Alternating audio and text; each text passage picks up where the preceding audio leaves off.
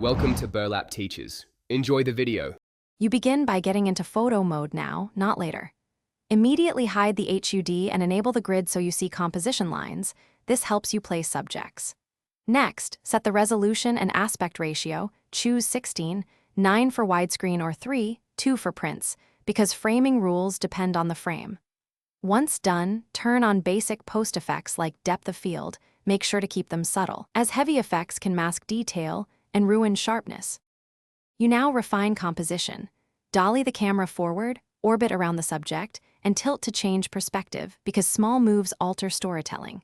Make exposure adjustments and lower ISO equivalent values to reduce grain. Watch highlight clipping and recover midtones if needed.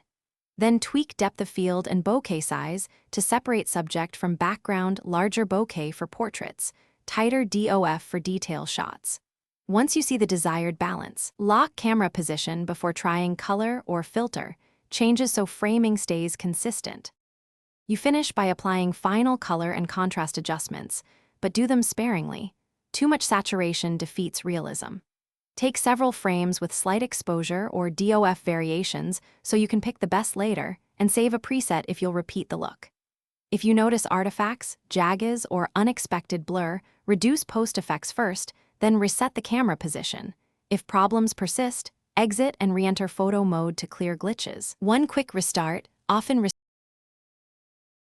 Thanks for watching. Consider subscribing if this video helped you.